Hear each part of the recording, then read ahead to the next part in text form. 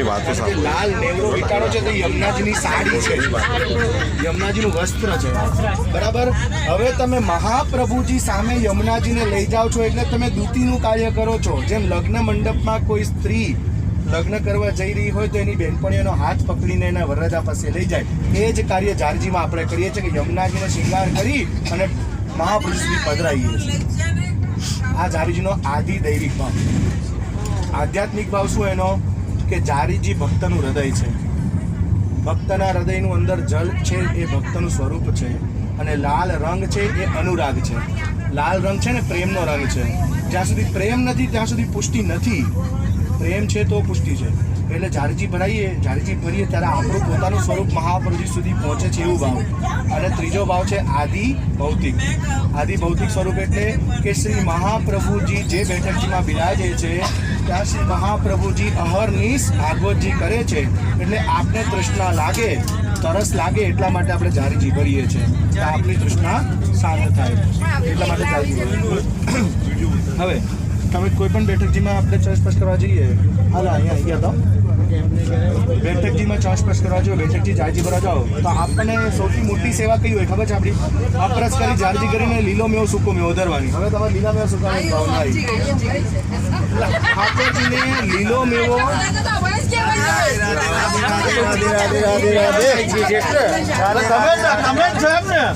રસ્તો રાખતા નહીં. રાધે રાધે. નાસ્તો લેવા જો ને ભાઈ, બધા કેવા ખવડાવવા આ બધા લાયા છે, મુકું તેવો થા બધા ભેગા. તમે ચાલુ કરો યાર, હવે તે લાવું. જો વધારે નહીં 10 જ મિનિટ લઉં છું, ચિંતા ના કરો. મહાપ્રભુજીની બેઠકજીમાં જાઓ એટલે આપણે સામગ્રી શું ધરીએ છીએ? મિશ્રી, લીલો મેવો અને સૂકો મેવો. બીજું કોઈ સામગ્રી આપણે ધરતા નથી, કારણ કે આપણને અધિકાર નથી. શું કામ? કારણ કે આ 3 સામગ્રી મુખ્ય છે. શું કામ? મિશ્રી. મિશ્રી એટલે શું થાય? મિશ એટલે બહાનું, બહાનાથી જવું. એટલે મહાપ્રભુજી સામે પહોંચવા માટે કોઈ પણ બહાનું જોઈએ છે, એનું નામ મિશ્રી. એટલે જ્યારે મિશ્રી ધરો ને એટલે મહાપ્રભુજીને વિનંતી કરીએ છીએ આપણે કે કૃપાનાથ કોઈ પણ બહાનાથી તમારી સામે આવી ગઈ. અત્યારે આપણે વ્રજમાં આવું બહાનું છે, એક બહાનું છે, પણ મૂળ ઉદ્દેશ્ય શું છે? મહાપ્રભુજીની સન્મુખ થવું. તો આપણે બધા મિશ્રી છીએ અત્યારે, કે કોઈ પણ મિષ્ટી આપણે વલ્લભની સન્મુખ જઈ રહ્યા છે, એટલે માટે પહેલા મિશ્રી આવે, પછી આવે લીલો મેવો. લીલો મેવો એટલે ફલ. હવે ફલ છે ને એક જ સામગ્રી એવી છે કે જેને અગ્નિ પર તપવું નથી પડતું. બજારમાંથી આવે, અપરસ થાય, સ્નાન થાય, એના ટૂંક થાય, સિદ્ધ થાય, સીધી ઠાકોરજી સન્મુખ જાય. કેમ? કારણ કે ફલની અંદર રસ છે. જે જીવને રસ નથી ને એનો આ માર્ગમાં કામ જ નથી.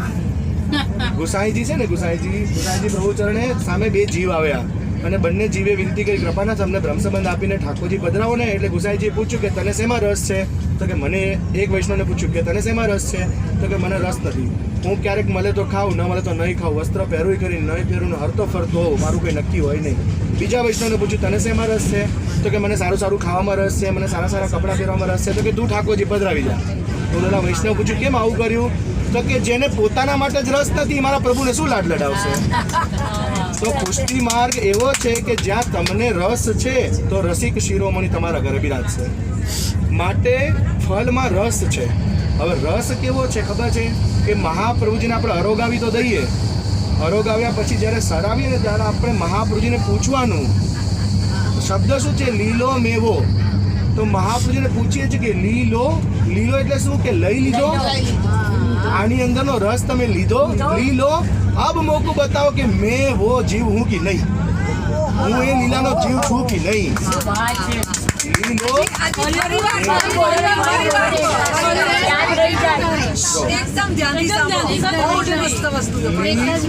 લીલો મેવો.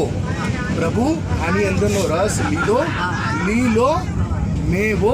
પછી પૂછો કે કૃપાનાથ મેં વો જીવ હું કે નહીં, હું એ લીલાનો જીવ છું કે નહીં, મને કૃપા કરીને કહો. આ લીલા મેવાની ભાવના છે. હવે આપણે તો બેઠકજીમાં જઈએ અને પડ્યા ધર્યા હોય અને મુખ્યજી એમ કહે કે હવે સરાવી લો, એટલે ભાગીએ દોડીએ જે પાછા એમાં પાછું કેવું હોય કે આપણા ધરેલા જ લઈએ, આપણા ધરેલા લઈ લઈએ. મહાપ્રભુજી વિનંતી નથી કરતા, હવે આપણે ભોજન કરતા હોઈએ અને અચાનક આપણે કોઈ થાળી ઉઠાઈને લઈ જાય તો અરે આ તો સાક્ષાત પુષ્ટિ પુરુષોત્તમ છે. આપણે વિનંતી કરીએ કૃપાનાથ આપને રૂચ્યું, આપને ગમ્યું, આપને લીધું. પુષ્ટિ માર્ગ વિનંતીનો માર્ગ છે, એમને ન ક્યારે સરાવાય. આપણે સામગ્રી સરાવતી વખતે પણ 2 હાથમાં 3 હાથમાં તાળી પાડીને પછી વિનંતી કરીએ છીએ કે પ્રભુ આપને રૂચ્યું ને, પ્રભુ આપને આનંદ આવ્યો ને, હવે આ ભોગ સરાવું, આપણે બરાબર તો લીધું છે ને. આવી વિનંતી કરીને પછી ભોગ સરાવાય. આ તો ભાગ્ય સીધા પધરાવી લઈએ, સીધી થેલી શોધીને ભરી દઈએ. આ પુષ્ટિ બાર કેળાવ્યા છે, ડ્રાયફ્રૂટ કેમ લઈ જાય? હવે તો ઘણાને જોયા છે. અરે, હું શું કહું છું? ડ્રાયફ્રૂટ ભાઈ નાખીને બાર કેળાવ્યા ના, નીકળી આમાં છે ને વૈષ્ણવનો દોષ નથી. હું તમને સાચી વાત કહું. દોષ છે ને શેનો છે કહું? સમયનો છે અને સત્સંગના અભાવનો છે. બહુ સ્પષ્ટ વસ્તુ છે. સત્સંગના અભાવનો આ દોષ છે. જો જીવને સાચી સમજણ આપે કોઈ, તો જીવથી ક્યારે દોષ ન થાય. હવે સૂકા મેવાનું શું? હા, હજી સૂકો મેવો બાકી છે. સૂકો મેવો. હવે જો સૂકો મેવો છે એ શું છે? સૂકા મેવાને ન અગ્નિ પર તપવું પડે, ન જલમાં એને અપરાશ કરવો પડે, કારણ કે સુકાઈ ગયેલો છે.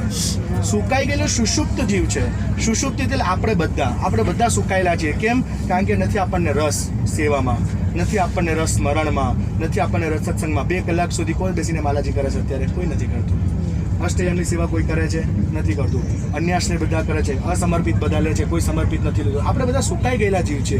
તો સૂકો મેવો એટલે ભાવના છે. પ્રભુને પૂછો છે કે પ્રભુ શું કહો? પ્રભુ પૂછો પ્રભુને, પ્રભુ શું કહો? મેવો શું હું એ લીલાનો જીવ છું કે સુકાઈ ગયેલો છું? જો સુકાઈ ગયેલો છું તો મને લીલો કરો. તમે મઠરી ધરો.